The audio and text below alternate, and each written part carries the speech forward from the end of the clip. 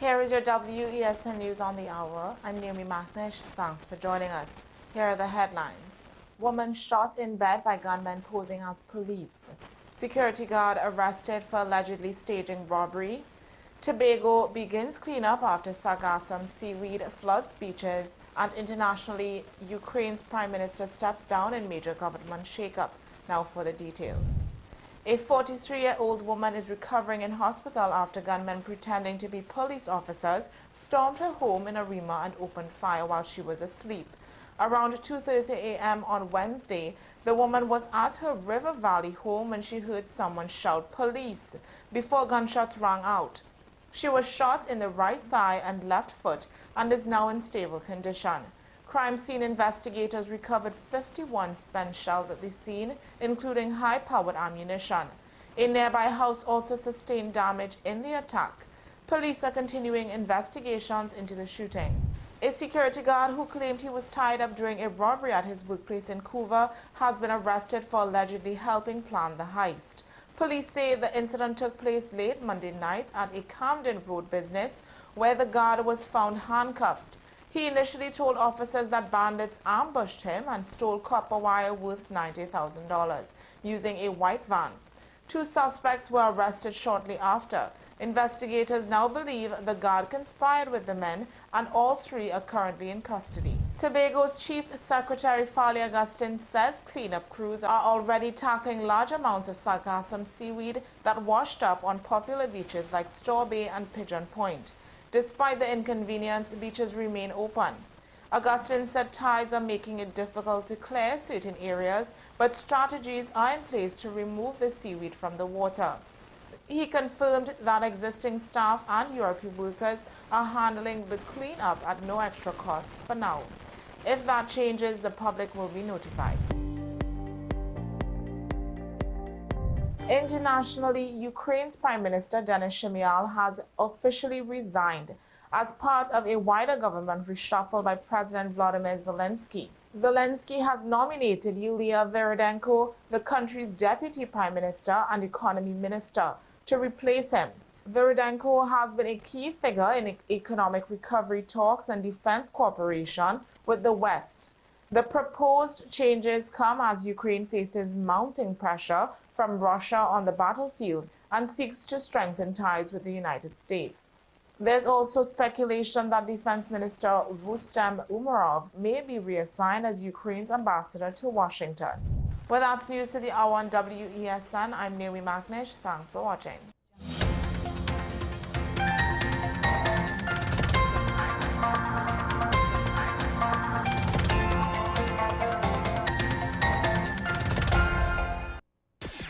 WESN.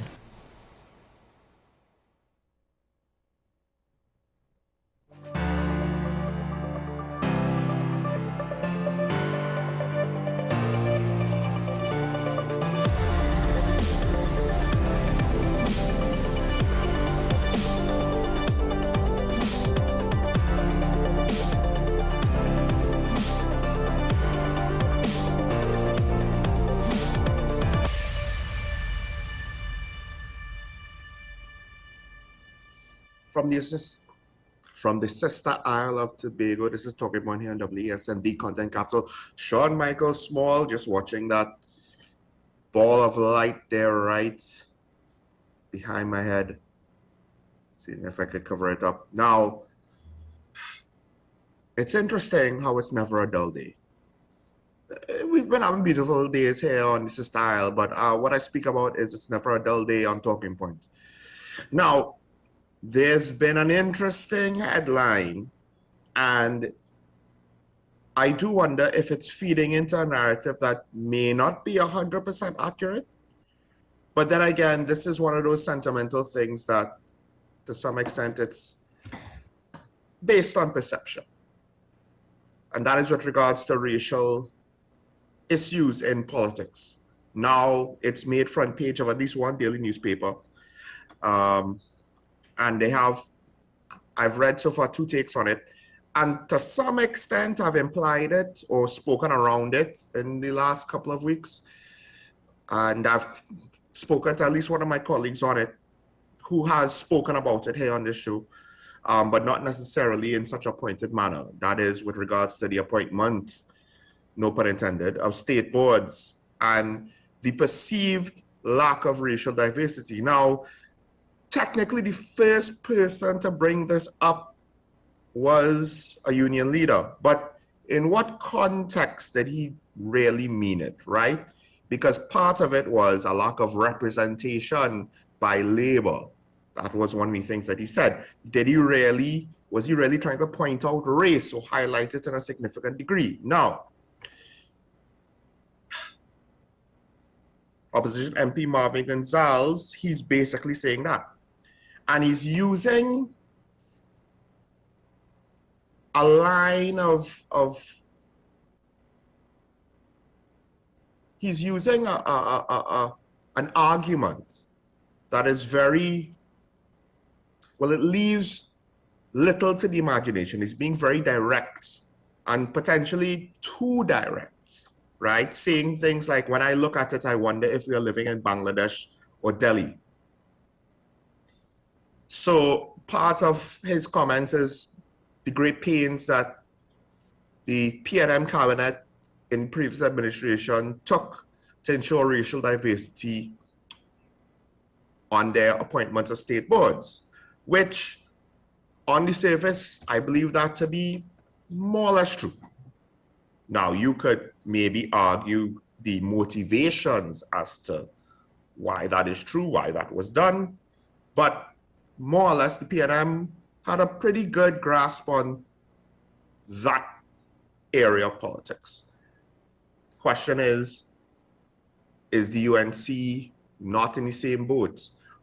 The other thing is this, and one of the things with appointments that we have to consider, racial diversity for the sake of racial diversity is technically, on principle, contradictory to merit-based appointments.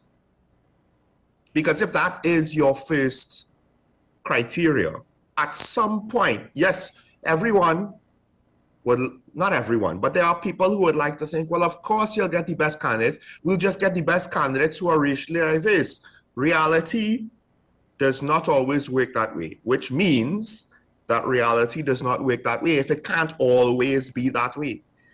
At some point, the interests of racial diversity will diverge with the interests of meritocracy. That's not to say that the people who are appointed are great or are the best candidates for the job. I'm just saying on principle, if racial diversity is your goal, eventually, sometimes you might be able to hold off and maintain it for quite some time. Sometimes you can't, and the issue will come up at the forefront immediately. But eventually, sooner or later, you will run into the problem where for us to be diverse, we're gonna have to take not the best candidates.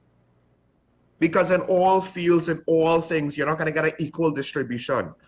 Random chance just says in some fields, we're gonna get more of this demographic than that demographic, this background to that background, this gender to that gender. Right? It's just where it is. And this is one of those ideologies that we, to some extent, imported, to some extent, we ourselves practiced and championed, where we just want to look at in a vacuum, what's the makeup? Is it good or is it bad?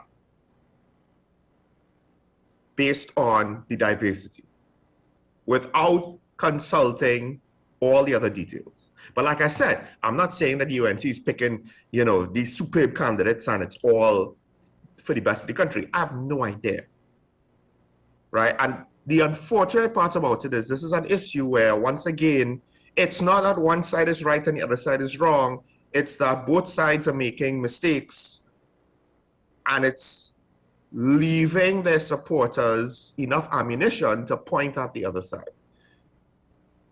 And it's eventually going to leave a bad taste in the mouths of all of the middle moderate voters, right?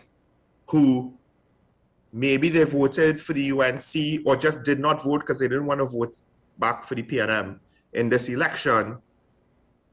But if there's no clear favorite, maybe they didn't vote because they didn't know who to vote for. But if you have an issue and you could find four sides, what are you going to do? Now, I'll, I guess, not vote for a third party because we can't ever seem to figure that out. Now, a political analyst said it best. I think it was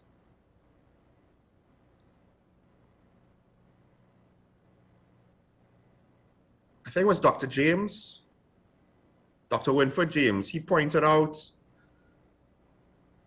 he was disappointed with MP Gonzalez's choice of words, right? And he pointed out how it came across as self-righteous, which to some extent I can't fault him for because that's the tone coming out of the PRM. That to some extent is the tone that Marvin Gonzalez uses. When he doesn't use that tone and he sticks more to the details of the situation, the facts of the situation, he come across as great, brilliant. But when he tries to appeal to the emotions of the voting population, which is a common tactic in our politics, it doesn't come across that well because right now the opposition is appealing mostly to negative emotions. The problem is, and this is where it comes across as self-righteous, I use the word arrogant for the opposition. You don't have the moral high ground to speak with moral authority. Dr. Sajuan, I believe, said something similar, right? The flip side to that is, and this is where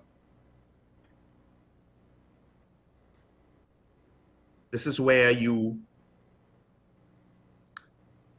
have to then now look at the government and wonder, okay, what is going on though? Because you started off so well, you said all the right things, including all the right things about issues like this, and now we're not necessarily seeing the results, in part what you said you would do.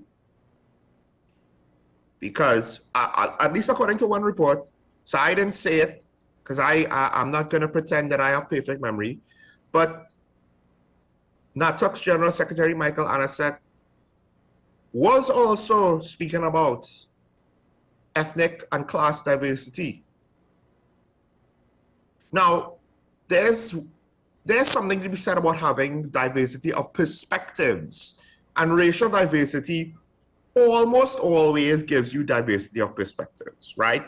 Now, there is, depending, you could argue, if we're all in the same party, politically, ideologically, will we have a diversity of perspectives, which is almost as important or just as, or potentially just as important, actually, to things like geographical perspective, my area, your area, how it affects us in different ways, economic perspective, you're at a different earning bracket than me, I might be lower than you, it might affect me more, it might affect me less than you.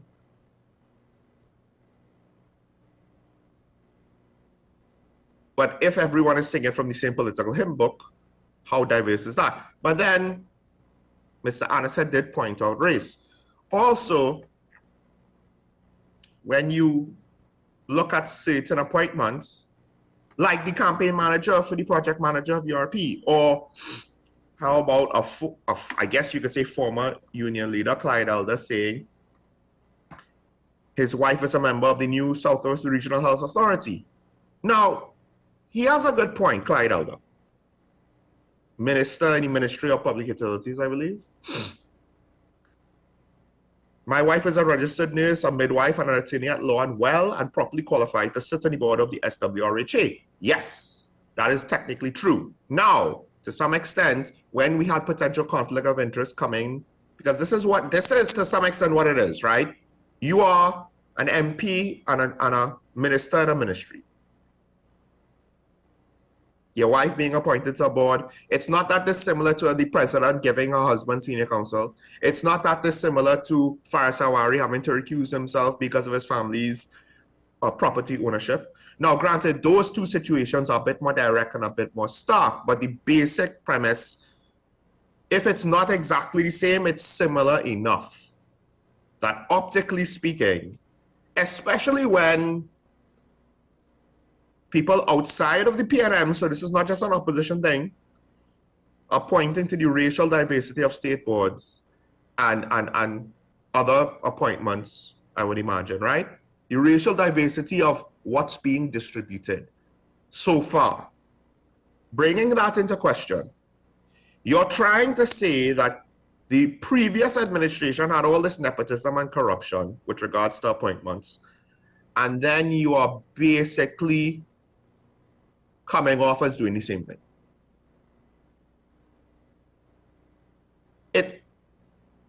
This is one of those things where you don't need to actually be corrupt. You don't need to actually have a conflict of interest. Yes. Mr. Elder's wife is qualified. And yes, we're a small island. But to what extent, when the argument was made for the PNM, well, we're a small island, we can't just exclude everybody that's able or has the assets needed or whatever. Was that acceptable then? I would argue to some extent it was acceptable then. I don't think a lot of people would have cared to listen to that argument, not saying that everything was acceptable. But this is why you have to be careful with the types of positions you take. If you are an absolutist then, you have to be an absolutist now. Otherwise, you're a hypocrite and you're biased. There's a world where Mr. Elder's wife's appointment would have been much to do about nothing. It all depends on how you framed it. Unfortunately, the UNC didn't necessarily think things through when they were framing issues and arguments in the past as opposition, when they were putting together their campaign promises and political messaging during the election period and after, and then when they were taking their actions with regards to things like CPEP and state boards. They could have done more or less the same thing that they actually did in all of those cases. The actions that they implemented now, they could have probably done all of them and gotten away with them if they thought out all of those other things and the messaging with regards to the implementation. But dare I say they did not. I mean,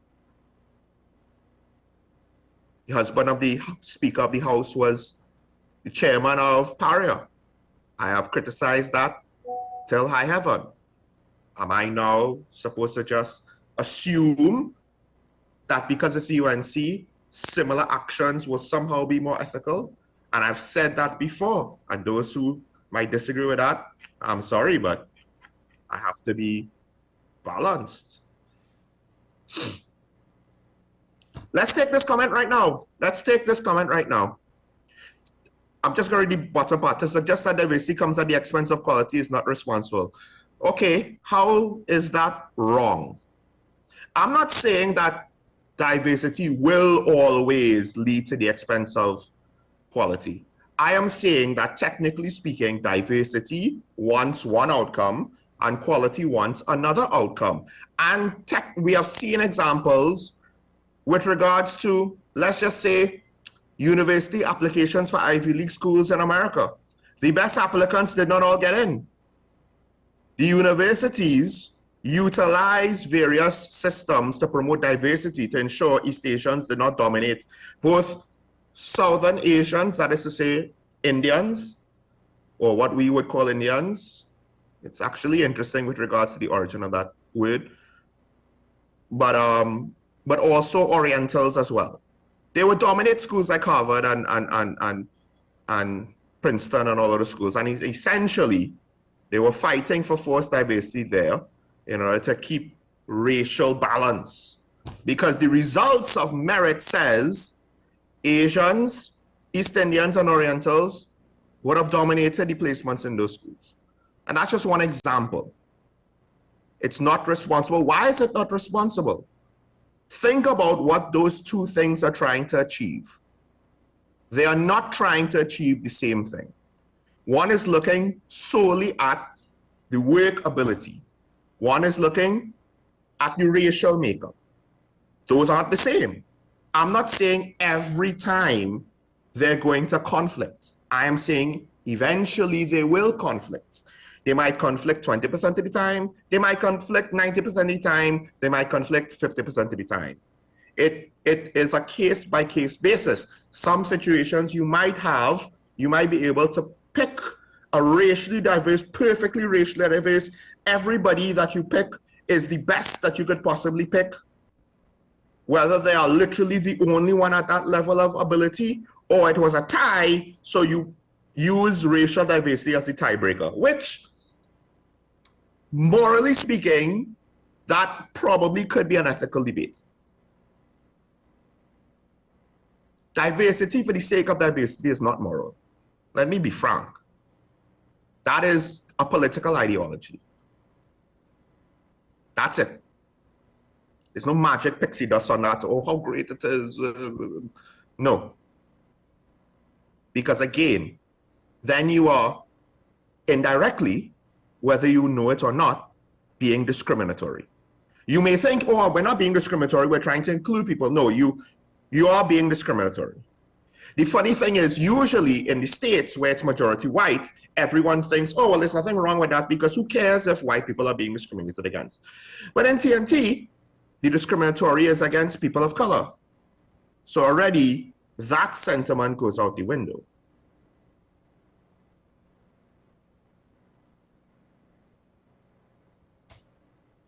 And look, the flip side to that is, I'm not saying, and this is so funny, because it's almost like if you pick and choose.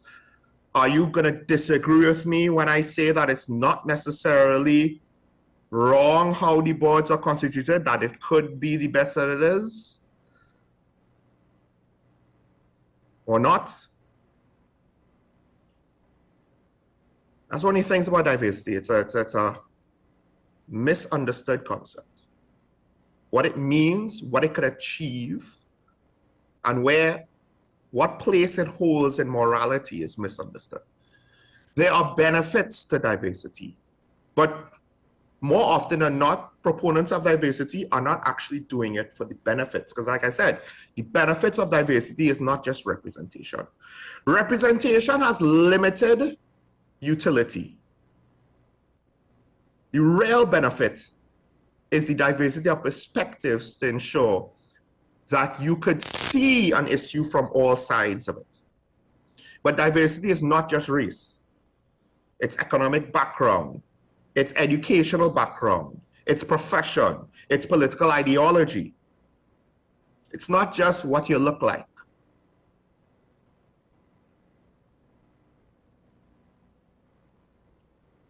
But it's a very simple argument. Not entirely sure how else to say it that would bring it across simply.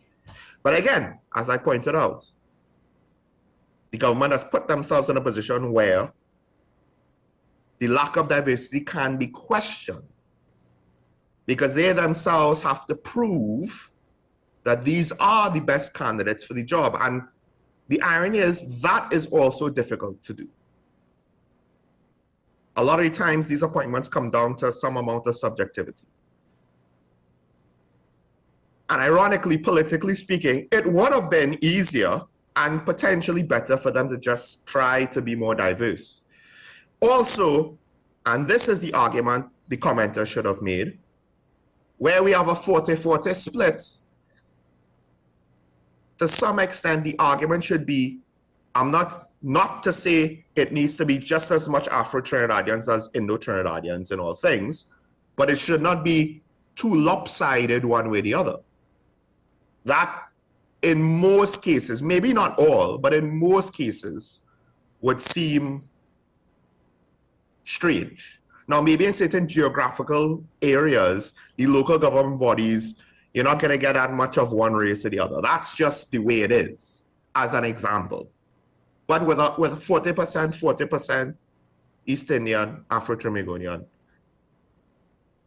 you should have not 100% of one and 0 of the other. Now, I don't think it's that bad. But as you go closer and closer to an even ratio, it's still subjective with regards to what's the right mix or what's an acceptable mix. We know that the extreme is too suspicious. Although there might be some random industry where it's dominated by one race or the other. Then what are you going to do? I'm not going to pretend to say I know which industry that is, right? If anything, it would be the exception, not the norm, if such a thing exists.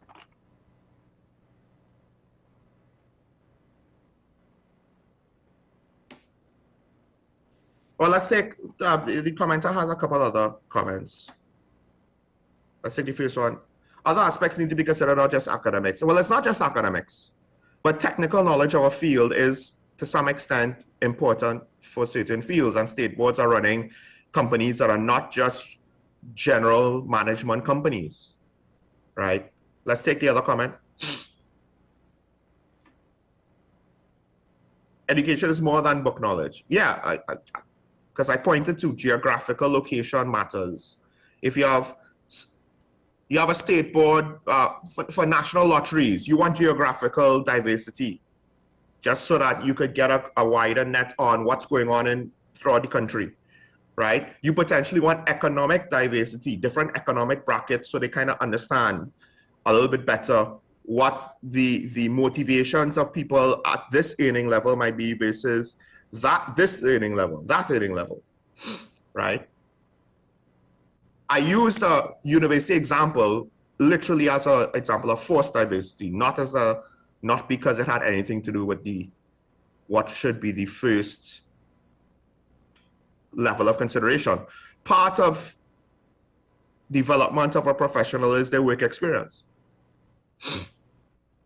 So you factor that in. You factor academic credentials, you factor work experience. The point is, these things with regard are more pertinent to quality of the candidates than their race. It is racist to say that one's race, with regards to work ability, not background, work ability, technical proficiency in one field, it is racist to say that one's race plays into that. Because then that basically says, oh, well, there's certain jobs that certain races just can't do. That's the implication of that sentiment. Yes, with regards to your background, with your ability to, in an indirect way, it might affect a job. But generally speaking, the core work functions of any job, the skills for a job transcend any racial argument. You could be Indian, you could be Chinese, you could be African, you could be Syrian, you could be white, you could be First Peoples or Amerindians, or you could be Arabic. A doctor, to some extent, is a doctor whose background is influenced not by his race, but more by where he was educated. And what state board or medical authority gave him his medical license. You take any human being that has the requisite capabilities and put them in a medical education system in any country, they should succeed to the same amount as any other race that has similar capabilities.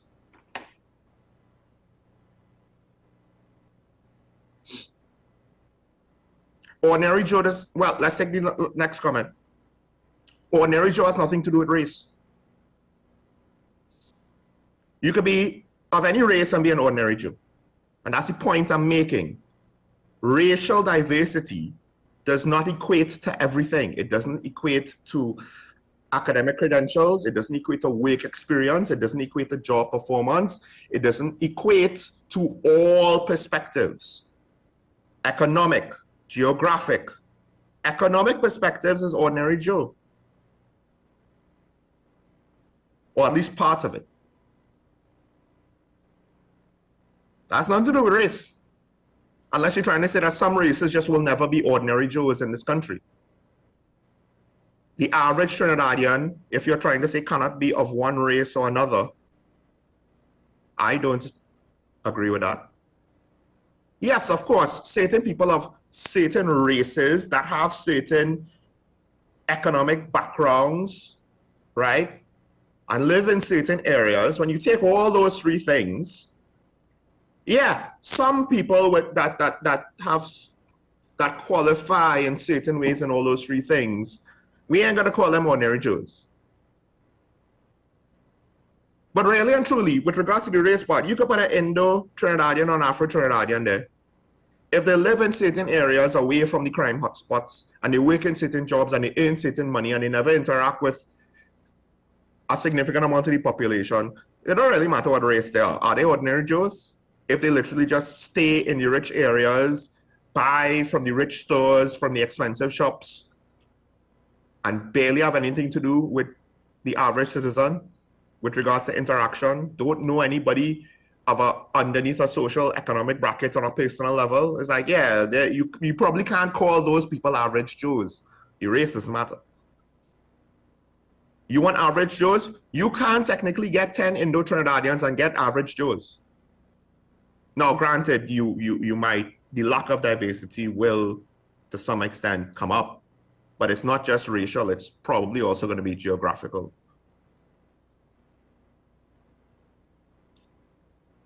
Not the same thing.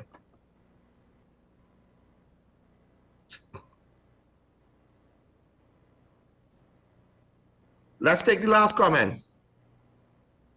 To me, it's irrelevant who the UNC or PNM appoint to boards, as they are all Trinidadians. I'm only concerned about performance in the job. Now, diversity of perspectives can help with performance in a job. It will help in some jobs more than others. So it's all subjective, right? I think the issue here is not necessarily whether the UNC is forcing diversity or not forcing diversity, because there's politics behind that as well. Let's make it clear. The issue is it going against their stated political position? And in that case, I think the answer to that is yes. I think the answer to that is they said when UNC wins, everybody wins. And to be fair, there is now members of one race looking at that and saying, well, ain't that something? Though it doesn't look like we're winning, it doesn't look like we're part of the winning, we're part of the collective success of the new regime perception. That's what's going on. The perception of the situation is that, oh, y'all are leaving us behind. We ain't even 6 months away from you saying when UNC wins, everybody wins, and y'all are leaving us behind. We ain't even 6 months in, y'all are saying the PNM appointed their people and it was corrupt. And then at least in some high profile examples that you, the UNC, the government made, pushed to the forefront, made a public spectacle because of how you handle the situation. So you made it very public. Oh, we're gonna fire all of these people. It wasn't firing, right? We just, abandoning the contract. We're gonna move on from all of these people. And in some cases, we're gonna fire these board members, or we're gonna ask them to resign, and we're gonna replace them with supposedly this well thought out group of people. Like, I have an example. Let me move on. Let me move on from this specifically, but I have an example. All right. There is a couple of things with the oil and gas sector. Now, first, let me just start off with this. Dr. Rural Manuel, he's saying, well, in the last 2 months, oil and gas production increased. All right, I would like to know on a relativistic scale, how significant was the increase? Because it could have just increased by no input of your own for various random industrial or industry reasons, right? I think you were saying something like 5,000 more barrels of oil a day. That's nice. Relatively speaking, that ain't much. expand and enhance production in the Manatee field by 10%. That's nice. 10% of a little bit is still a little bit. I mean, this is essentially a similar situation to when former Minister of Finance called me but said, oh, but we've had growth for the last 2 years. And I'm like, time out.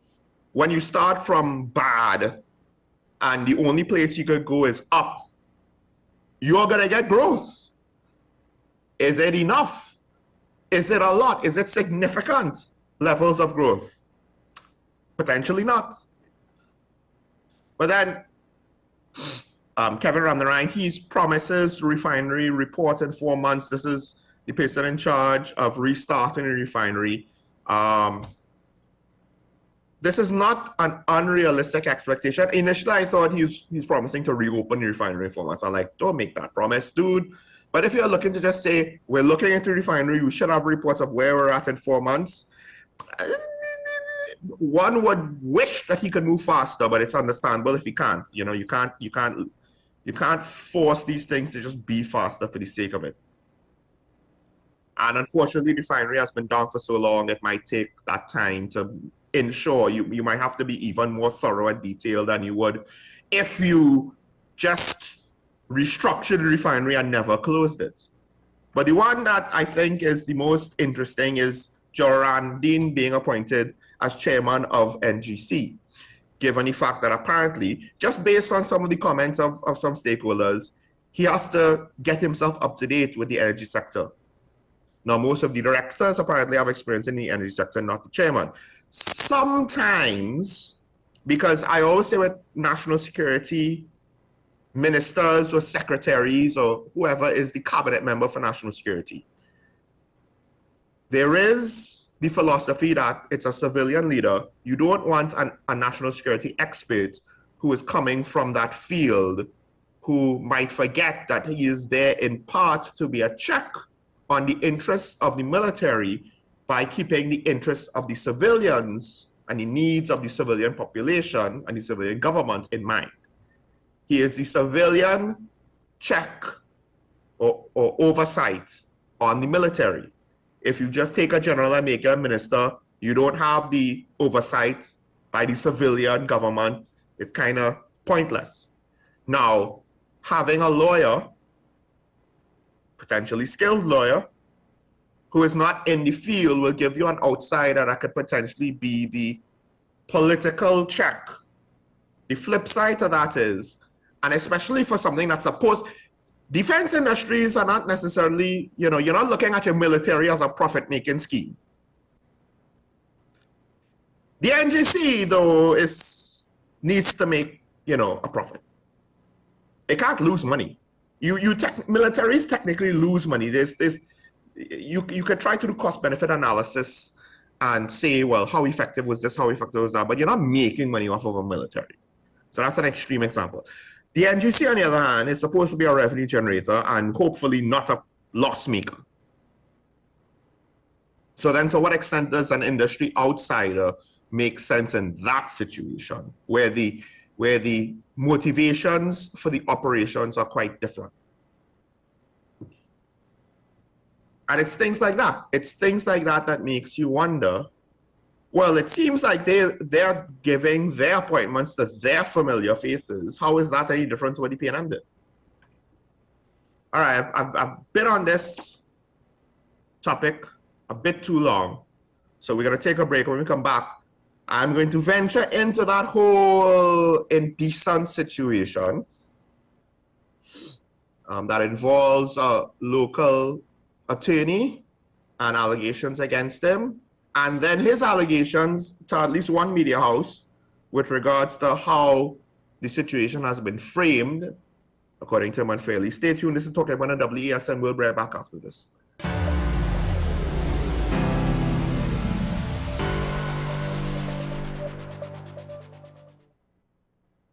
Get ready for the biggest business-to-business event of the year.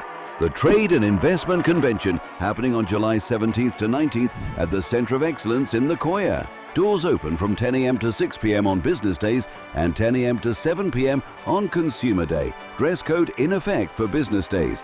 Park and ride available from Constantine Park and UETGR North Car Park all days and NAM Devco on the 17th and 19th. Sponsored by the Ministry of Trade, Investment and Tourism, Exim Bank, Bal Roop Group and Bmobile Business. My name is Dr. Stephen Carroll, the CEO at Community Hospital of Seventh-day Adventist, and we are committed to making good private healthcare affordable. For all your medical needs, including dental, radiology, laparoscopy, behavioral and mental health, along with many other services, contact us for more information at 235-5479. Of Seventh-day Adventist, where good private health care is affordable.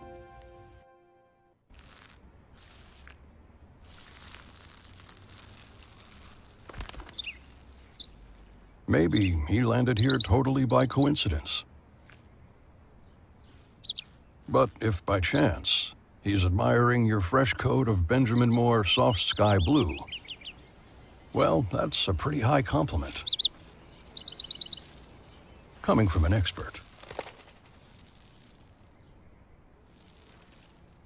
Struggling with heart health or frequent migraines? Discover the simple steps to reclaim your energy and vitality. We're diving into a topic that affects about 422 million people around the world: diabetes. Tune into Wellness Unlocked, the series that delivers expert advice, practical tips, and inspiring stories to help you take control of your health and well-being. Your health matters. Don't miss Wellness Unlocked. Watch now on WESN and take the first step toward better health.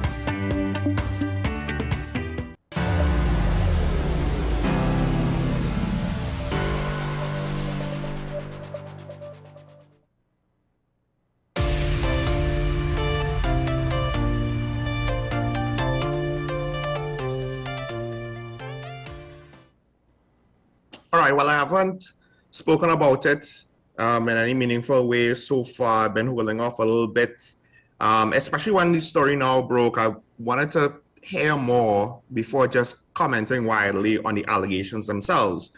And technically more has happened. Of course, there was a leak. The police commissioner, Guerrero, he is looking into the leaking of sensitive information of this sexual assault case, right, with regards to, because to some extent, both the victim but also the accused privacy. This is not necessarily something that you should be comfortable being breached, right? We need to understand this is one of the tricky things about modern society. To some extent, you might want to think, oh, we have a right to know that so-and-so is accused of so-and-so. Well, unfortunately, as I always say, the principle is innocent until proven guilty. And the court of public opinion generally has a much less burden of proof. It is basically, do I like you or not? Do I like the story behind you or not? On that basis, I will condemn you or, you know, advocate for your being declared innocent, and might not have no actual insight or conclusion from the merits of the case, depending on what evidence is available. So that has to be played out in court. But what has been playing out in the court of public opinion is the commentary from certain members of the legal profession over this case, including the accused Martin George himself. Now, Mr. George did something that I find to be a very interesting decision, one that I can't say I would advise anyone to do if they are in a similar situation as him, where they're accused of sexual assault and indecent assault, and they are wanting to speak on it to some extent in their defense. Now,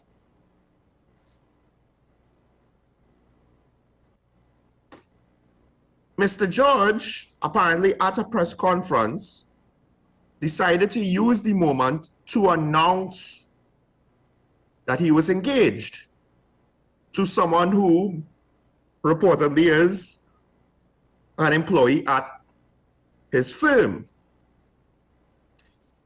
It's a very interesting decision given the fact that it's hard not to look at it as a potential publicity stunt that is somewhat tone deaf. Because when you're being accused of sexual assault of a junior employee, and then in your defense, you're saying, well, I'm engaged to another potentially similar situation with regards to the Power Dynamics employee. Also, if you even take that out and just say you're using it as a chance to announce your engagement, it comes across that either you're not taking the charges seriously, which yourself to be innocent. If you are innocent, I could potentially understand that perspective. It doesn't play out well in public perception. And yeah, it seems as though you're trying to have a positive public relations message, but how it plays out potentially, especially for people who kind of have any experience with public relations and the types of messagings, the types of precedents that have been set in the past with these types of messaging, and to some extent, an idea of how the public, at least part of the public, might respond to such messaging. It's very difficult for me to believe that any professional worth their salt advised Mr. George to say, oh yes, this is a good idea because this will make you look better. When I would argue that that potentially might have made him look worse. And in the minds of some, that I wouldn't say that it would make me think this way, but it potentially might make some in the public, it might make him look guilty. Because it's a very odd thing to do. So people will then react negatively to that. And like I said, it's a court of public opinion. They don't need evidence to condemn you. They just do not like you to condemn you. And it will be an opinion based on a sentiment of, what is this? This will make sense. What is he doing? Now, another attorney, Sarah Lacan, criticized Mr. George. Now, she criticized him on three things. She criticized him on that public relations messaging, right? The quote is, rather than show respect for the seriousness of the matter, this was treated as an opportunity for cheap publicity, with light remarks made about his fiancée. Now, okay, maybe you could argue some of her statements, she didn't need to be so strongly about it, but I can't say I disagree with the basic premise of this, right? Then she also spoke out against the breach of information, the leak, because of the violation of the victim's privacy, right?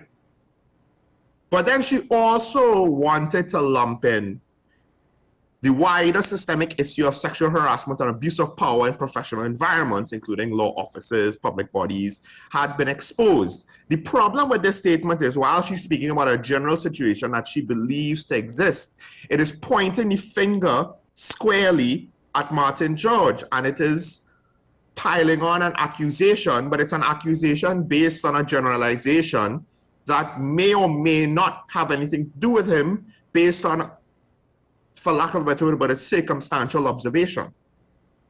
And he has to have, this is the catch with regards to a proper working criminal justice system. You need any accused, all accused, to have a fair trial. Otherwise, how could you say if their innocence or guilt was properly, accurately determined? If the participants of the trial in any way are prejudiced against Mr. George and he's found guilty, can we say, oh, well, we're confident that was the right result? We can't. So Mr. George, he has come out and threatened to sue the newspaper that ran that article, and also pointed out to another situation in the media, right? Basically saying that these things, the reporting of the matter is jeopardizing, this is a quote from Martin George's attorneys, jeopardizes in the most fundamental way our client's right to a fair trial and is a shameless and deliberate and cheeky act of pre-trial publicity. Now, on one hand, yes, on the principle, the basic principle of the matter, yes. I agree with that in the sense of his counterpart that wanted to lump in the whole general concept of workplace sexual harassment and so forth by doing that in the manner of which it was reported. Because it didn't say that she says it exposed a wider systemic issue. Not that the accusations might highlight the issue, trying to maybe put it in a more neutral way to disassociate Mr. George from what she believes to be the general issue. It unfortunately was framed in a way that kind of points him as being part of the problem. It presupposes, or he's part of that. He's wrapped up in all of that, right? And there might not be any neutral way to bring it up in such a manner and not kind of, whether intentionally or unintentionally, have him wrapped up in that kind of narrative. So to some extent, yes, I agree with that. Now, but there's a bit of semantics on it, because the headline was Indecent George. Well, one of the charges is indecent assault. And it could also be a play on words, because again, you can make the argument that his publicity stunt was not decent. The problem is, when a newspaper wants to make things ambiguous, then you leave it open to interpretation, and not all those interpretations might be legal or might be fair. And because you're not cutting out the unfair interpretations proactively, you're leaving them up to the reader to determine for themselves, it can expose Mr. George to unfair scrutiny. There's also another one where reportedly in a TV6 news brief, there was a photograph of Mr. George plastered alongside a headline which had nothing to do with him, crime rap pensioner's body. And they're saying, well, that tarnished Mr. George's name. That is theoretically a thing that happens, particularly in newspapers, because you would have a picture of something else and then a headline that is very negative, and whoever the picture is about, a passerby, whoever's glancing at the paper might associate. So if it's the picture of, let's say, 5 politicians from a party, the leader and 4 of their lieutenants, right?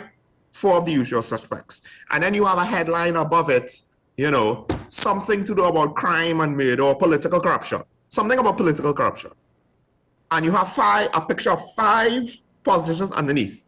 But the story might be about political corruption from a whole different set of politicians. And the picture might be about some event they had over the weekend where they're just liming. Nothing to do one with the other. But because you put it on the front page, there will be some amount of association and assumptions made. Not everybody's going to read the little blurb underneath the photo, or that's what the photo is about. Or the headline is about a different story. So I understand that. Where Mr. George might find his own position on potentially suing weakened, but not necessarily weak or untenable, but it's a little bit weakened, is the fact that he did engage in a publicity stunt. So to complain about pre-trial publicity, it might not have been as egregious what you did, but you technically did, whether minor or in a major way, kind of did that too. You had your own dog and pony show, right? Was it not trying to engage in positive pre-trial publicity for you? Does that make negative pre-trial publicity against Mr. George justifiable? But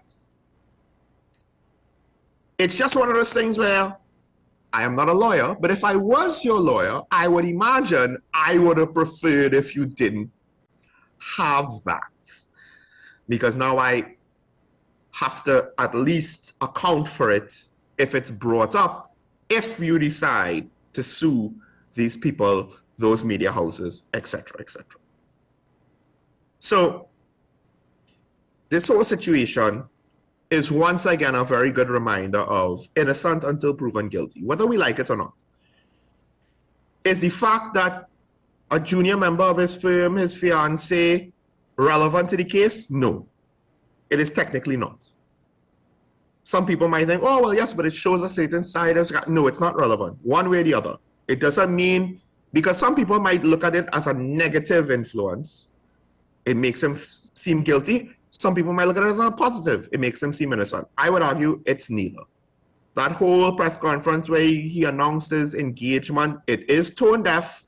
It does make him look like he's making light of the situation, but the actual engagement itself has no bearing on the case for me. The most important thing on the case, yes, and the fact that he is being tone deaf to some extent has no bearing on the case for me either, because it needs to be resolved based on the facts of evidence. He might do things that are unlikable. Doesn't mean he's guilty of the crime he's accused of.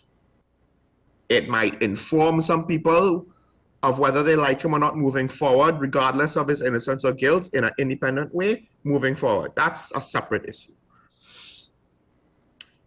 So not only is it, well, this is a test on how we perceive that concept, on how we practice that concept of innocent until proven guilty. It is a test on the fairness of our criminal justice system, but it's also potentially a case study of what not to do in crisis management communication. Because who had told him to do that? If I was him, I would fire that person. Okay, any time we have left, I saw something interesting this morning. A complaint, an all too common complaint now, because we are concerned about how the rest of the world perceives us. That's important to us, right? That's come up more than once. Or these YouTubers making us look bad, or this newspaper making us look bad, or this State Department travel advisory making us look bad. And yet, we also complain about how bad crime is. So are they really making us look bad, or are we making ourselves look bad? And we are just shooting the messenger, wanting to blame the messenger in this situation. Because I actually found, I was curious. Every now and then, you do a little search on YouTube or Google to see, well, what is being said about us? Usually you'll get something that maybe might be a month old, 2 months old, 6 months old, that if you haven't seen it already. But today I saw something that was 1 day old.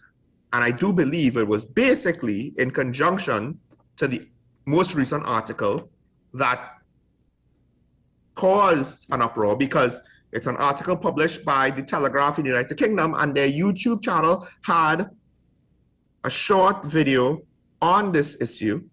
So let's examine to some extent what it is they're trying to say, based on both the mouth of the reporter, but also from the people that he's interviewed. It's time to cue this.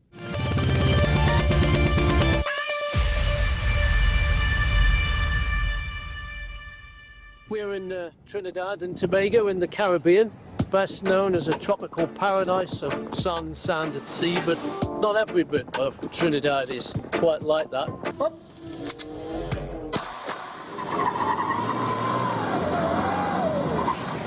How much marijuana is that? It's about a quarter pound. Those with the power need to come down and assist us. Here in the capital port of Spain, there are certain neighbourhoods that have been suffering very severe problems with gang violence. Last year there were more than 600 murders, which is a lot in a country of just 1.5 million people. Heavenly Father, we come to you once more, dear Father. There's always a joy to come to you, Father, knowing that you are not far away from us, but you are always here, for you are omnipresent. Trinidad's police put their life on the line every time they go out on patrol.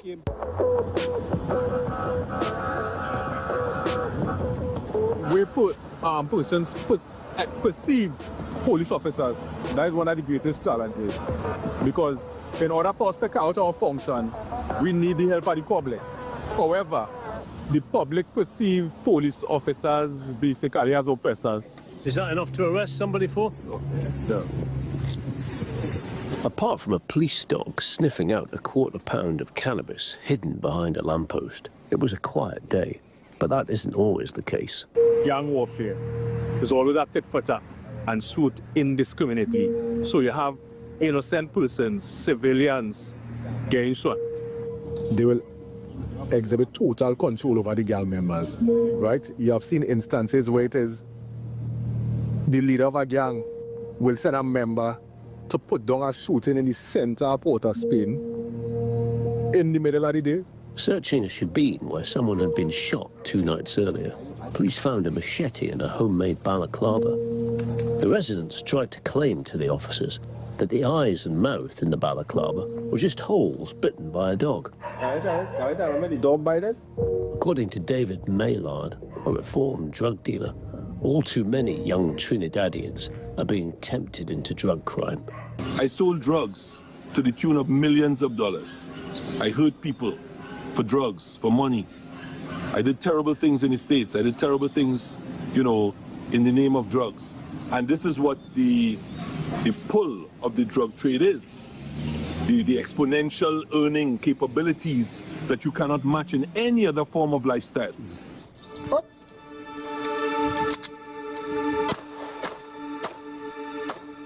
Because of the gun crime problems in Trinidad, a lot of people are taking increased home and personal protection measures.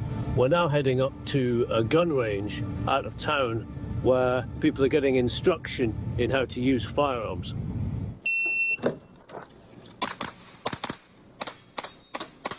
I picked up my eldest daughter's room, started light up with sparks. That's how I know gunman was in the house. Still don't know why they come. We hearing all kind of stories, but we wasn't doing anything wrong. In Trinidad, we would have what we consider serious crimes. So under serious crimes, you would have things like kidnapping, murders, rapes, so forth, right? Almost daily, you'd be hearing about home invasions. We are the ones who live in a prison. We put bars on our windows, steel bars. We have reinforced doors, security locks. They don't just practice shooting at targets on these weapons self-defense courses. They also simulate carjacking incidents with bullets going through the windscreen and, unfortunately, victims sitting in the passenger seat.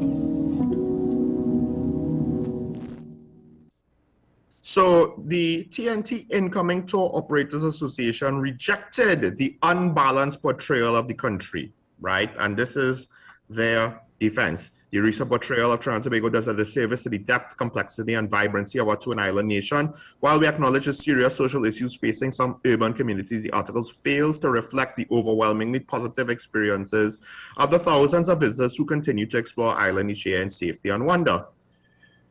Well, we've had tourists get shot, and we've had tourists be the victims of crime. Not always. It's not a regular or frequent occurrence, but it has happened.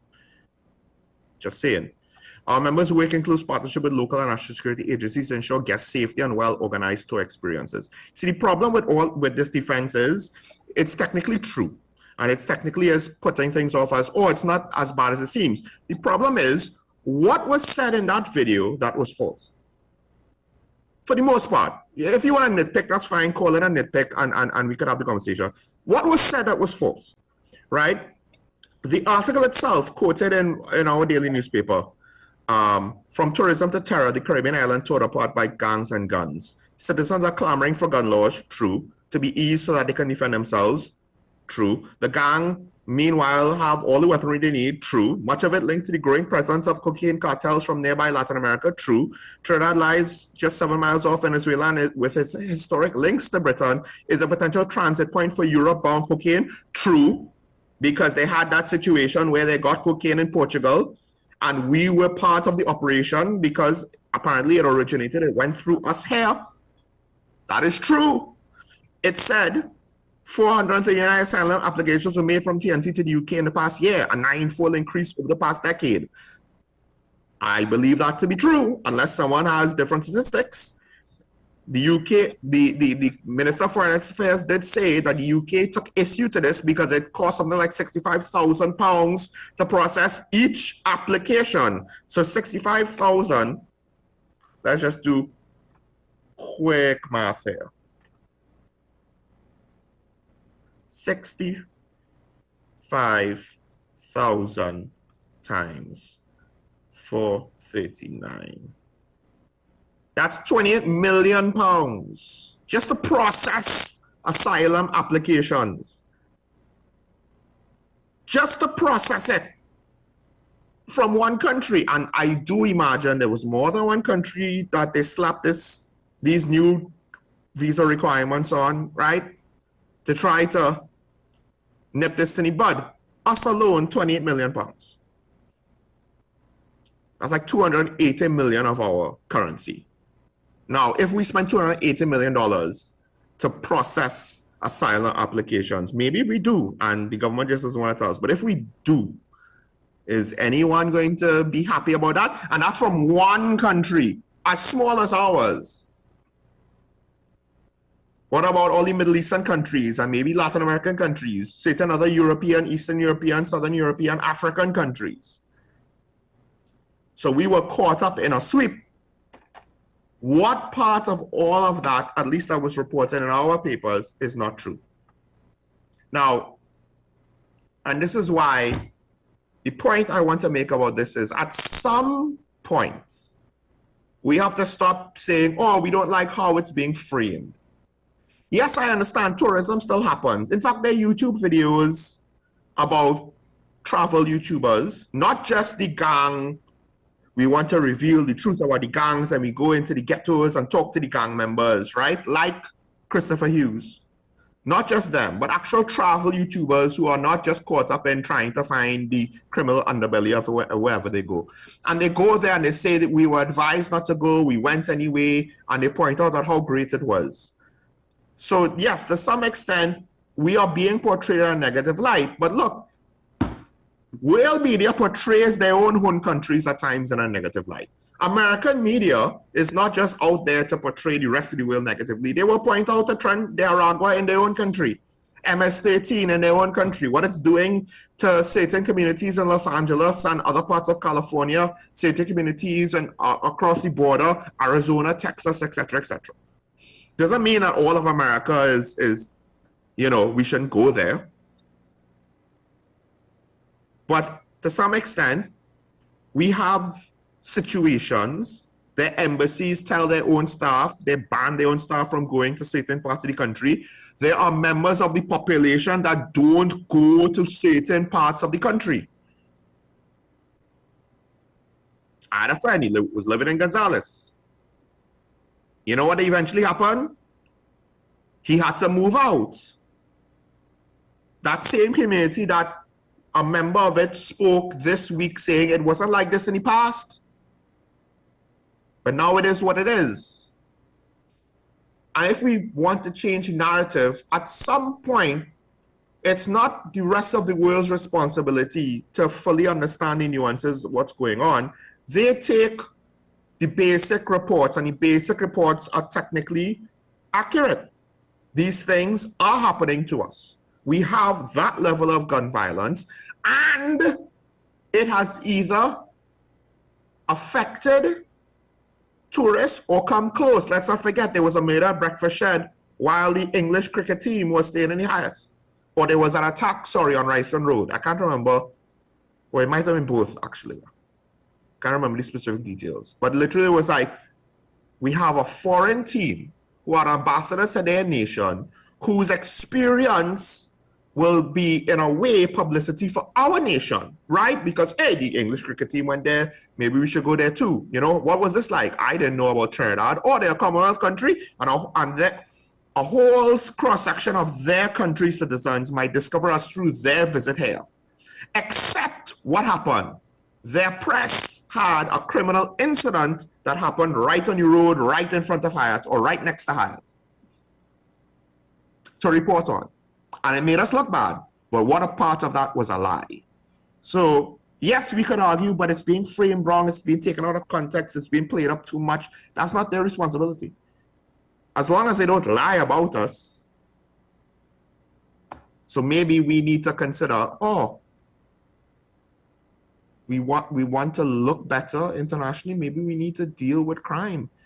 Because it's not just about the level of crime, it's also the apparent inability to deal with it. And to some extent, I could argue that's why foreign jurisdictions are making these trial advisories. See, because you could say, oh my gosh, the foreign press are making us look bad. These foreign YouTubers are making us look bad.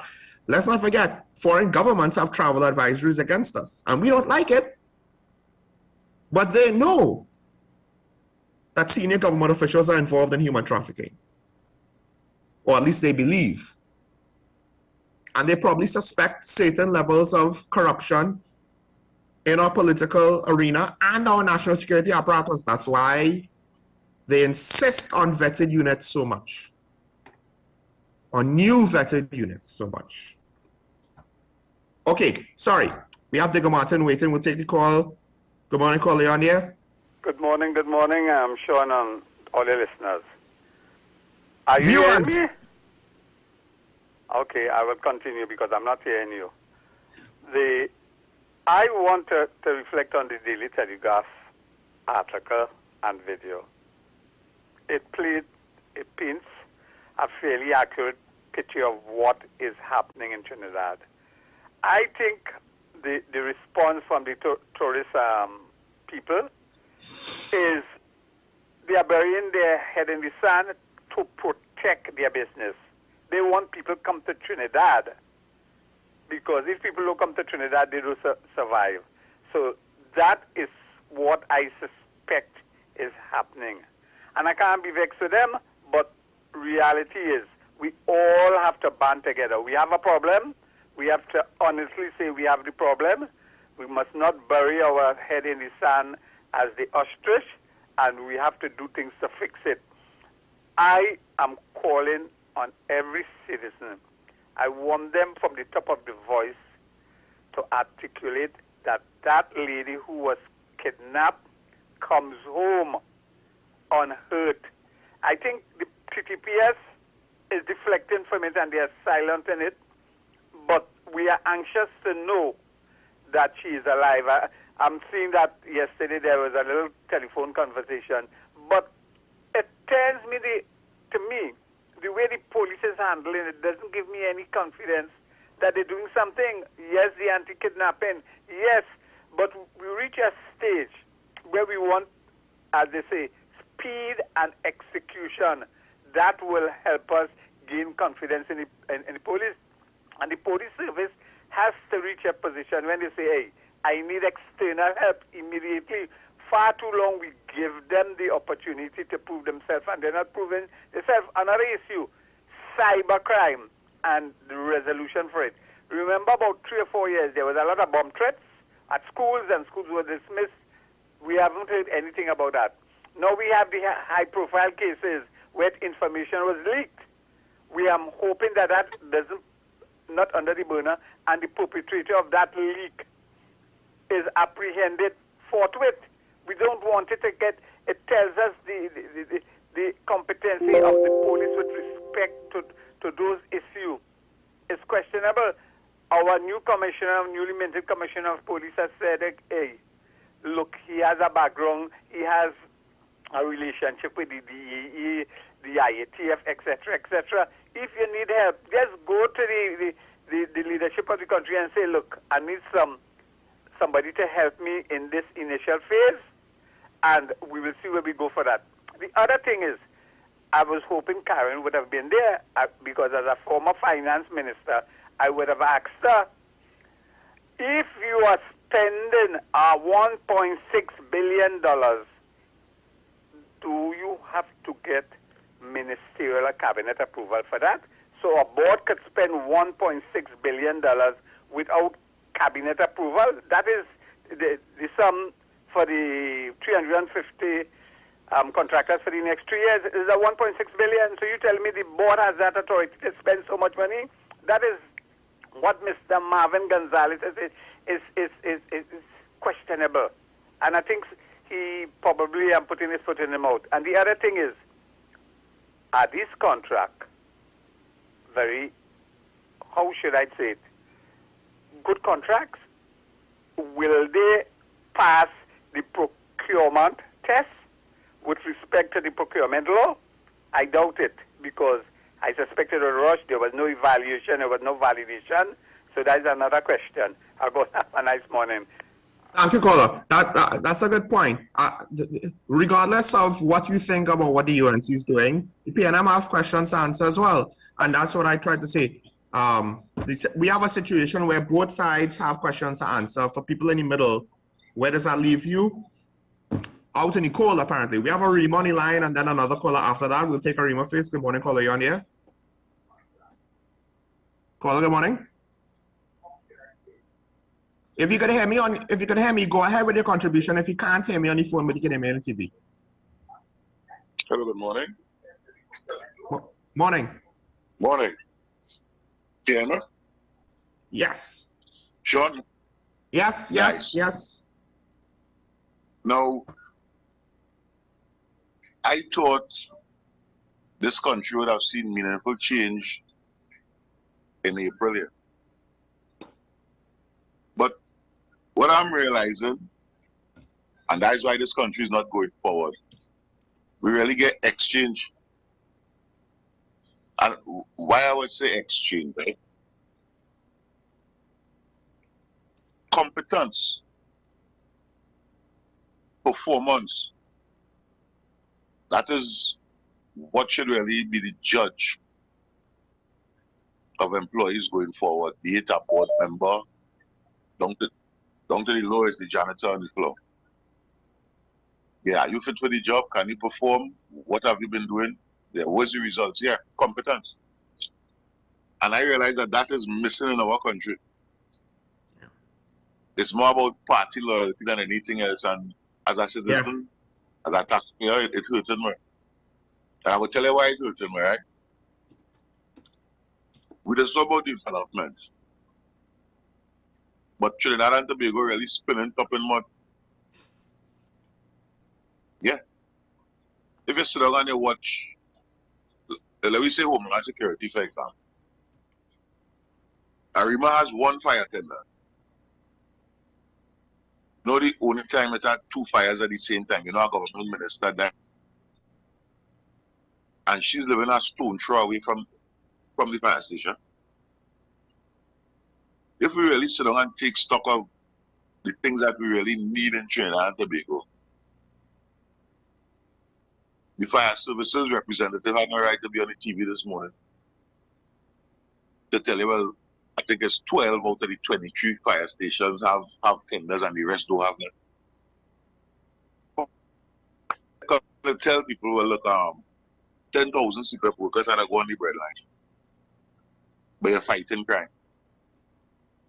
I thought this country was going in some kind of direction because I was looking forward to hearing things like imported chicken is $12 a pound to $14, local chicken is $20 to $22. The imported thing is 100,000 pounds of chicken a week in this country. What would it take to take some island to Carningham? Create jobs for people. Plant corn. We're our own chickens in this country. And I just one of 7 dozen areas that have to make money in this country. But I realize running our country is not about carrying it forward. No. It's about creating wealth for yourself. Have a good day, short. Good program as usual. Thank you, caller. The thing about chickens is that at least right now, with how our industry is set up, we import the raw materials, I believe, including the chicks. The feed. So even local chickens, as Mr. San Fernando pointed out, is not necessarily fully local. But so that's the one unfortunate inconvenient truth. The thing about party loyalty, I may have said words that implied it, but I wouldn't say that I was fully going there or thinking that with the points I was making earlier. So thank you for that, because that's probably a very important point to make. Party loyalty. We have Mova on WhatsApp. We're taking Mova next. Caller, good morning. Well, we'll take the next call. Good morning, caller. Caller, good morning.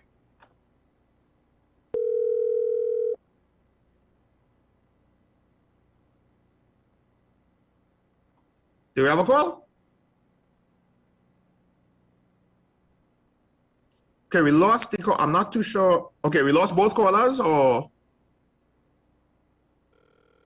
I'll just have to ask that you bear with me, because it seems as though callers can't hear me in real time, so it's difficult to communicate. So I might just have to allow people to finish. So don't wait for me to cut you off. Please try and be efficient with your time so that other people get a chance. We have Move on the line. Good morning, caller, you're on here. Good morning, Sean.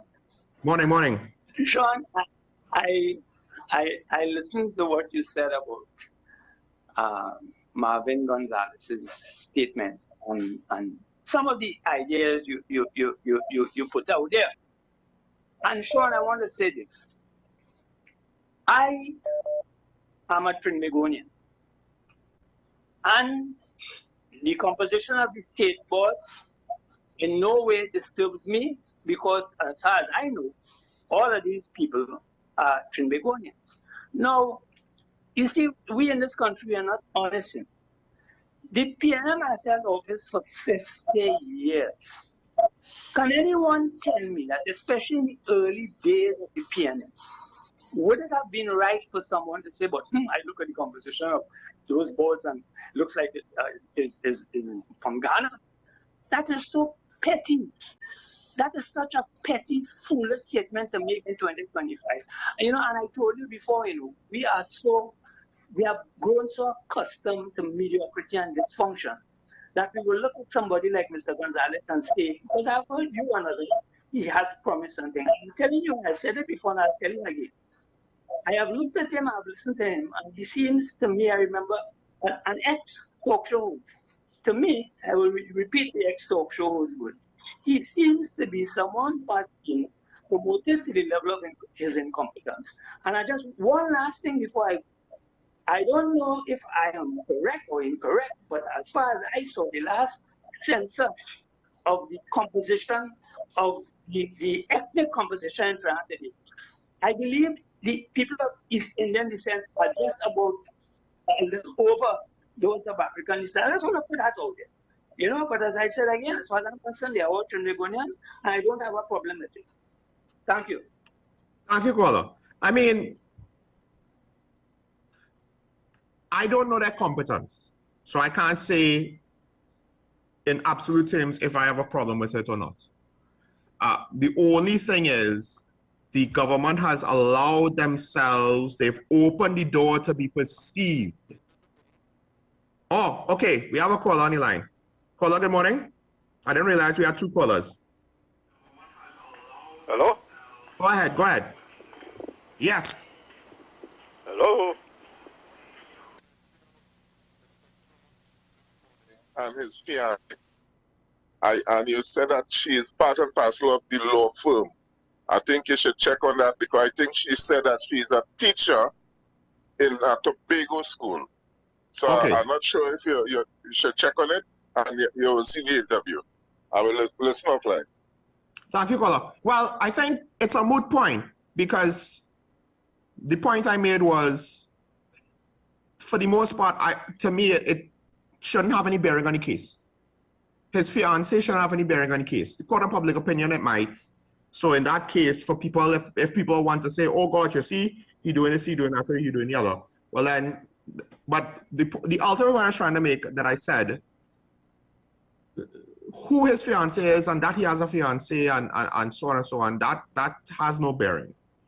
The announcement of being engaged was in poor form, but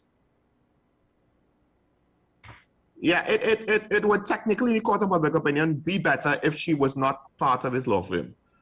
On the interest of time, there's so much more I need to say, going back to the caller from before. We have the professor on the line. Good morning, caller, you on the air? That is it, call. Caller, good morning.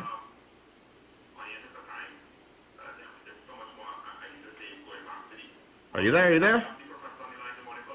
Yes, hello, Sean. I hear you talk about the ethnic composition of state boards and things like that. Now, there's nothing wrong with that. Say what you want. The two major parties in Trinidad have a race dominated. The problem is when you pick these people, they don't do their work, regardless of what race they are in. You look at the state of road repairs in Trinidad. You would tell me that they don't see what's going on. Right? And you look at the crime situation. Nothing is done about it. I have mentioned on this program a number of occasions. The problem in Trinidad is law and order. And to get order, you have to enforce the law. We enforce no laws. We don't know what we have those ministers for. And that is the problem, not the racial composition. Right? Because you say what you want. I have never seen the PNM refuse an Indian in the party. I have never seen the UNC refuse Africa. Okay? Any question? Yeah. All right. No, I think that's a good point, and that's why a previous caller saying party loyalty, and I think maybe that's the other thing that I should have said that I didn't say because I didn't think that part out, or I didn't put those things together, right? We perceive it as race, and I did say we kind of took this thing from abroad where you look at certain races and racial relative to the population and what is balanced or not balanced. And the problem is a lot of those things come from a white majority population where we don't have that. So it causes a different dynamic. The ideology is born from the premise of the white majority population being racist to us. Since we don't have that, how applicable is it to us? To some extent, the basic concepts can be applied, but I think a lot of times where people might say it's racism, it's not always racism. And in this case, it's party loyalties. As one caller said before, and as the professor basically said there, right? It's not about race. They will accept people into their party, but you have to be in the party in order to get certain things from them. And it just so happens that generally speaking, one party is dominated a bit more by certain demographics and vice versa. So it'll come across as racist. And some people will not believe that it's not racism. So I'm pointing out to the perception of the public, not necessarily what I think it is. We have Sanford on the line. Good morning, caller, you on the air. Morning, Sean. Morning. Yes, you know, I listened to your caller from Arima, right? And I want to say to your caller from Arima, welcome to Trinidad and Tobago. Trinidad and Tobago seems to be said Trinidad and Tobago going nowhere. I want to dispute that. Trinidad and Tobago going somewhere, but where we don't want it to go. That's what happened in Trinidad and Tobago. Now, you spoke about the what do you call it? You spoke about that clip you showed on your QDIS.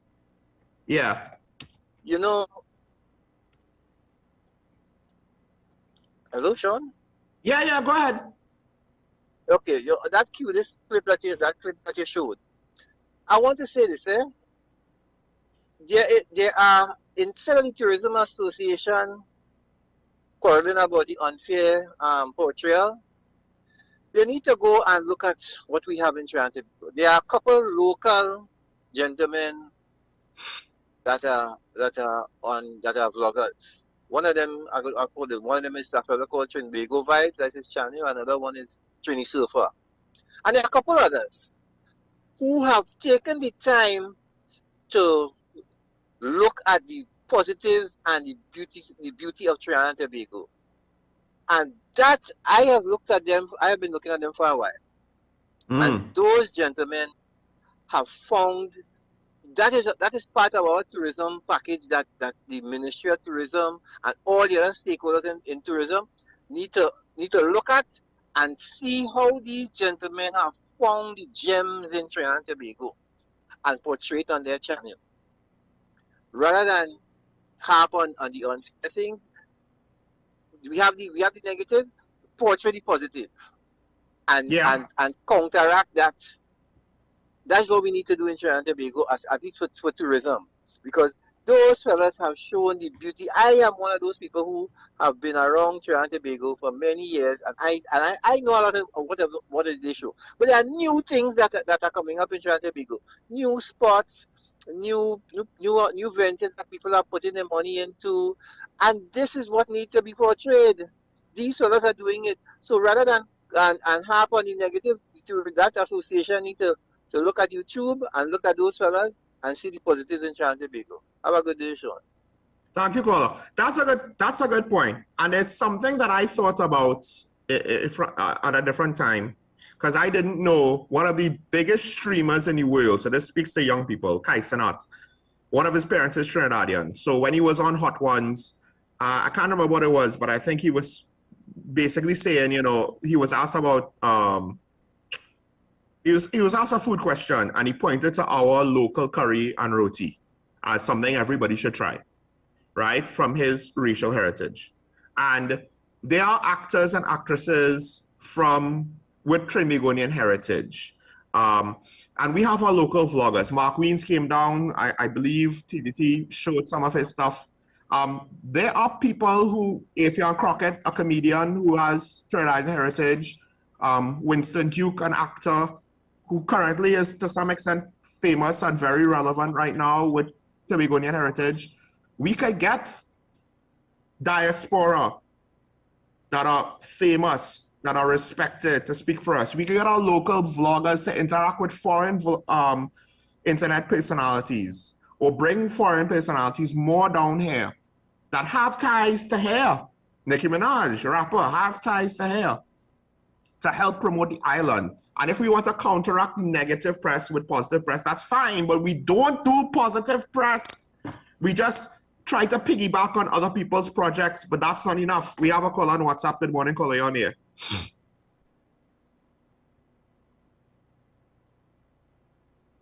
Waiting for the call on WhatsApp. Yeah, I'm just saying, we can't piggyback on other people's projects. That's not enough. Their projects are their projects. If we want our narrative and the perception of our country abroad to change, we need to put in effort as well. We need to have some skin in that game. Caller, you there? Morning, caller. Hello, good morning. Morning. I just sent a message to you in response to Mr. Marvin Gonzalez. You know, he's one of the ministers previous government. I had a little admiration for him, but I think he's suffering from not election leaks, what they call it, tobacco or something. What I think is that riding that road of ethnicity is really dangerous. We live in a really nice country here, and to come out that way, you know.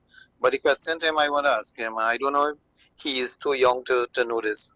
Why wasn't Mr. Kamaluddin Chacha Mohammed made Prime Minister instead of George Chambers? The answer, he was of East Indian descent. Have a good day, and you take care. Good day, Mr. Gonzalez. Thank you, caller. Yeah, we have that history. We can't get away from that history. The PNM has that history. It cannot get away. This is the thing with the PNM, because when he went to the opening of Balize House and a lot of their political messaging at around that time, it was all about the past and the traditions and the foundation and the history and the people who came before us. All of that is also part of the history. Can't run away from that. One of the callers, I think, was referencing me, maybe, or somebody else. But here's the thing. I do wonder if MP Gonzalez was not ready for such a prominent public-facing role. To be chief whip and to be... Now, listen, you have to understand, I fully believe that on the technical details of not all, but a lot of the technical details, when he actually speaks to the specifics in WASA, the specifics in CPEBs, at least the ones that I have looked at so far are pretty good. The problem is when he brings up the race talk again and how he does it.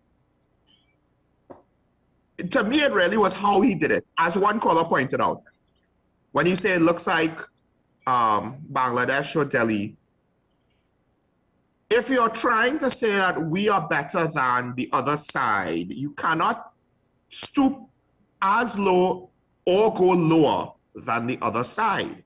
And this is ironically not dissimilar to mistakes that Dr. Keith Rowley made, except he is Dr. Keith Rowley, so he might have gotten away with it a little bit than you would, right? You take a point, it's a controversial point, and then you put it forward in such a bad way that the actual whatever potential constructive point, if there's any at all, there might not be any at all, but that possibility is erased by how you put across this whole thing. We have St. Augustine on the line. Good morning, caller, you're on air. Hello, good morning. Morning. Hello.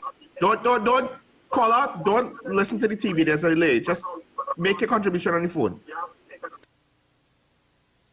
Talk to me on the phone. You can mute your TV. I'm calling concerning the period larceny office in Princestown. Caller? Yeah, talking about the period larceny office in Princestown. They, for about 6 months now, or maybe before that, they have no vehicle. They have no phone line. If you had to call them, you had to call them through Central. I don't know what is going on, and they can't. And a lot of things happening in the district. So I would like to bring that to on the air, please. So I don't know if what district is this? Sorry, I didn't hear what you were saying at the beginning. Something to that. The vehicle not working. The vehicle down for, I think, tires and minor repairs. You understand? And concerning Mr. Gonzalez, tell Mr. Gonzalez to move. Well, you're breaking up for me. I don't know if the public could hear you, but I can't make out what you're saying. With it in the Wassa compound. That's what he should be. I got you for a little bit, but I can't make out what you're saying again. I'm sorry. Billboard there this election, and it hasn't been moved as yet. At least up the weekend when I passed.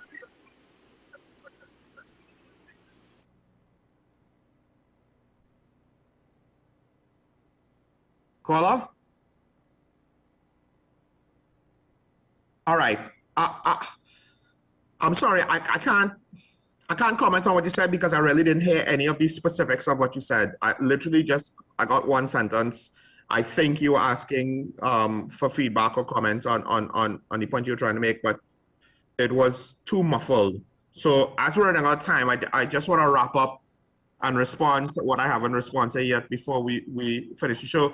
One of the callers pointed out the head of the fire service is saying, I think the quote is 12 out of 23 stations have fire attendants and the rest don't, something to that effect. To me, I do feel, look, sometimes to do your job, you can't just sit securely in your office and say, well, I did everything I could.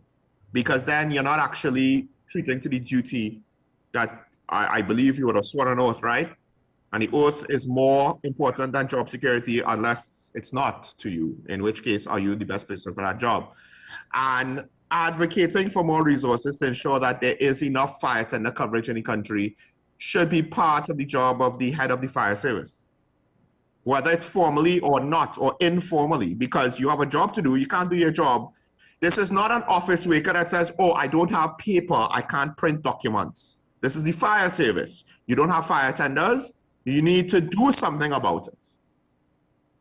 This is one of those things. We are beyond now. You are not just an employee in some random office. You have a high position in a very important entity. Yes, there's no easy solution. Those are the breaks. A job like that, it's not meant to be easy. What's the goal? Why are you there? Right? To some extent, the Minister of Homeland Security is advocating for more resources. At the very least, he understands that somebody has to do it, and he is one of the few people where it's appropriate to do it. The police commissioner is also one of the few people where it's appropriate to lobby for resources for the police service. Some of that lobbying might be private. Some of that lobbying might be public. It's subjective on what's appropriate or not in that regard. There's no play-by-play, paint-by-numbers, color within the lines handbook of how to do it. But this is big boy jobs that need people with big boy pants on.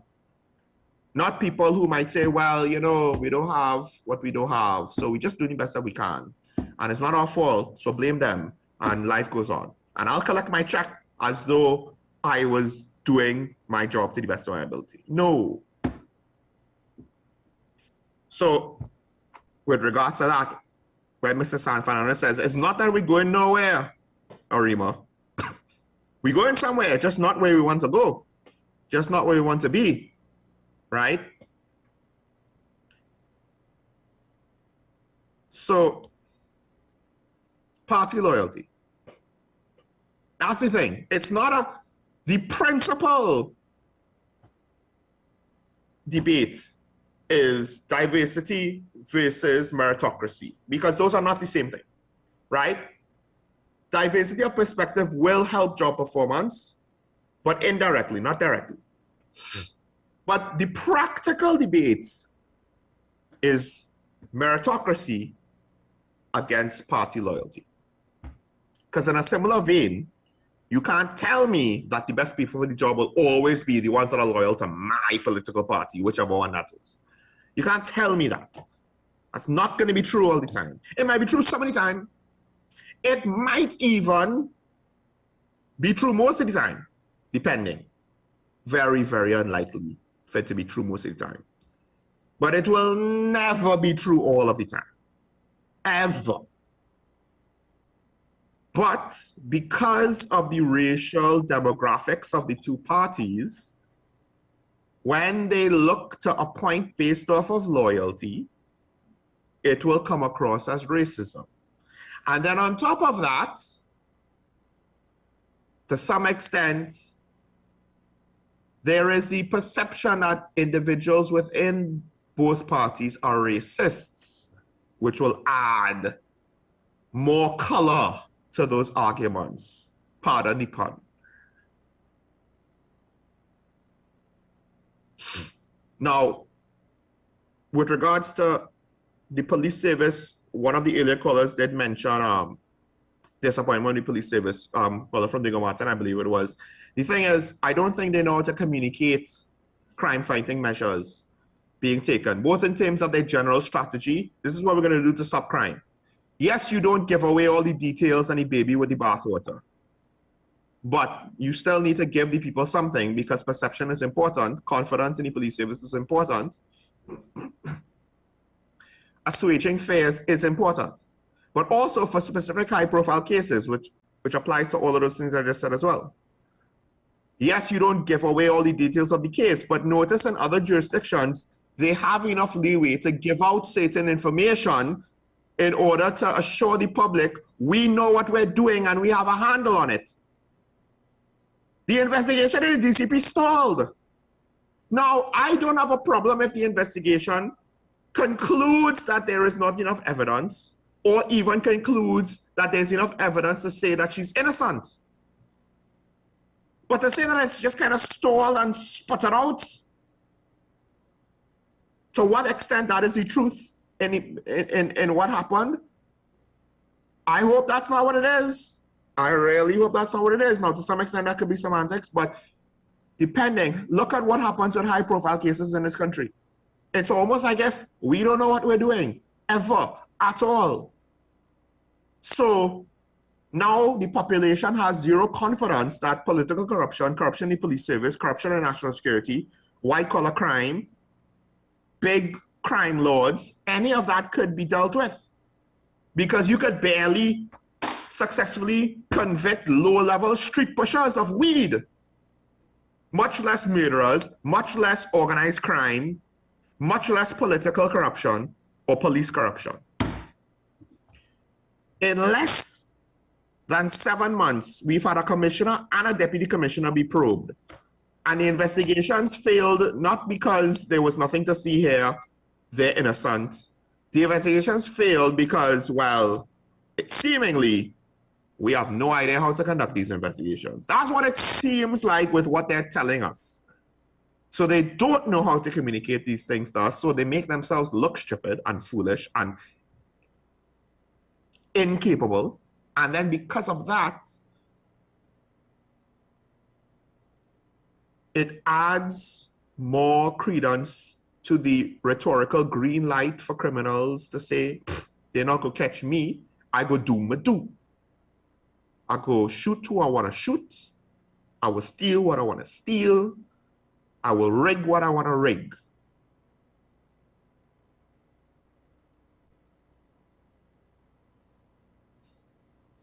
We have a new government, but it's not a change, it's an exchange. That's what the government is making themselves look like. That we exchange one group for another. Not all of them are to be corrupt. To have corruption.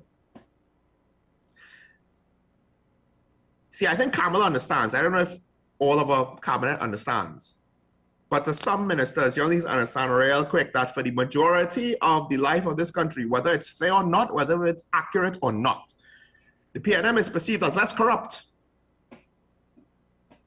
One would hope that even with the election landslide victory, given how the last time they won in a similar landslide, how that ended up, one would hope they would have learned the lesson. But there are those who weren't there then that somehow think they know better now. And yet are starting to appear as though they're repeating some of the same mistakes as their failed predecessors. So we have issues with the opposition. We're starting to have more issues with the government. What is left for us? We're going to wait for 5 more years before we do anything about it? Or we're going to start to do something about it now? In the meantime, stay safe. Remember your allegiance to the Republic and to each other. Have a good day. And never forget, it's nice to be nice. Hopefully, I am nice in disagreements, but I do get passionate, so I apologize. But it's nice to be nice even when we disagree. Hopefully, we'll all come back and continue conversations tomorrow. Bye-bye.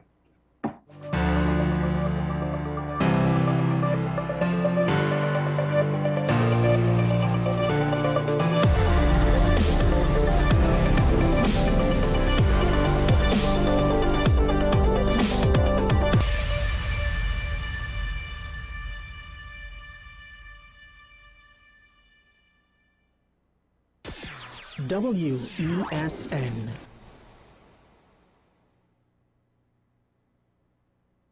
Get ready for the biggest business-to-business event of the year, the Trade and Investment Convention, happening on July 17th to 19th at the Centre of Excellence in the Koya. Doors open from 10 a.m. to 6 p.m. on business days and 10 a.m. to 7 p.m. on Consumer Day. Dress code in effect for business days. Park and ride available from Constantine Park and UETGR North Car Park all days, and NAMDevco on the 17th and 19th. Sponsored by the Ministry of Trade, Investment and Tourism, Exim Bank, Bal Roop Group and Bmobile Business.